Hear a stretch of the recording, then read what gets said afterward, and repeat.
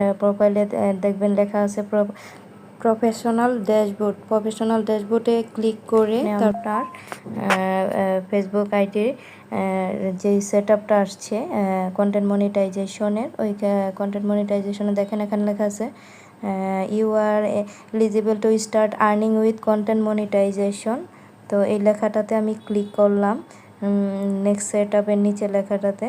এখানে দেখেন বলতেছে যে আমি ফেসবুক কন্টেন্ট মনিটাইজেশনের জন্য যোগ্য। তো এখানে এই টুলসে ক্লিক করার পরে দেখেন কন্টেন্ট মনিটাইজেশন সেট আপটা আমার অন হয়ে যাচ্ছে, সাইন আপ হচ্ছি। আমি সেটিংটা অন করলাম, অ্যাড টুলে ক্লিক করলে তারপরে আপনি আপনার কন্টেন্ট মনিটাইজেশনে সাইন আপ করতে পারবেন।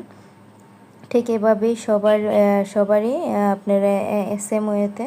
আর এখানে বোঝানো হচ্ছে যে আপনি কন্টেন্ট মনিটাইজেশন থেকে ডলার ইনকাম করতে পারবেন, অ্যাডস রিল থেকে, কন্টেন্ট মনিটাইজেশন থেকে, তারপরে বোনাস থেকে। এই যে এখানে চলে আসছে দেখেন payout stars ads reel content monetisation. এখান থেকে আমার এখন আগে ছিল স্টার্স থেকে আর অ্যাডস রিল থেকে আমার ইনকামটা আসতো, ডলার ইনকাম হইতো। আর এখন আবার এই যে কন্টেন্ট মনিটাইজেশন থেকে যে ডলারগুলো ইনকাম হবে এখানে জমা হবে।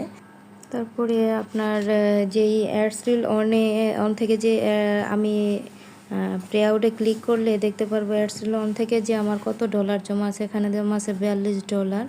তো আমি আসলে ফেসবুক থেকে যে নোটিফিকেশনটা আসবে আপনাদের এখানে লেখা আছে দেখেন you can get start earn money on Facebook. এই নোটিফিকেশনটা চলে আসছে কন্টেন্ট মনিটাইজেশন সেট আপটা করার সাথে সাথে। তারপরে এখানে ক্লিক করার পরে দেখেন অ্যাড ইউর ট্যাক্স ইনফো, মানে ওই সেট আপটা আসার পরে আপনার এই একটা আসবে, এই ধাপে ধাপে এই সেট আপগুলো আপনাকে করে নিতে হবে। ব্যাংকের সকল ইনফরমেশনগুলো সঠিকভাবে, টিন সার্টিফিকেট, তারপরে আপনার ব্যাংকের যেই সেট আপগুলো জরুরি যেই ইনফরমেশনগুলো যা চাবে, আমি প্রাইভেসির জন্য আমি দেখাইলাম না।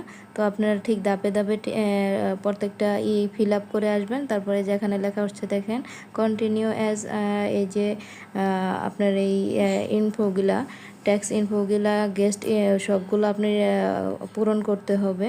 এখানে যা যা লেখা আসবে আপনার নাম, অ্যাড্রেস, তারপরে ব্যাংকের ইনফরমেশন সবগুলো দেওয়ার পরে এই যে ফাইনালি আমার সেট আপটা হয়ে গেছে, পেআউট সেট আপটা হয়ে গেছে আলহামদুলিল্লাহ।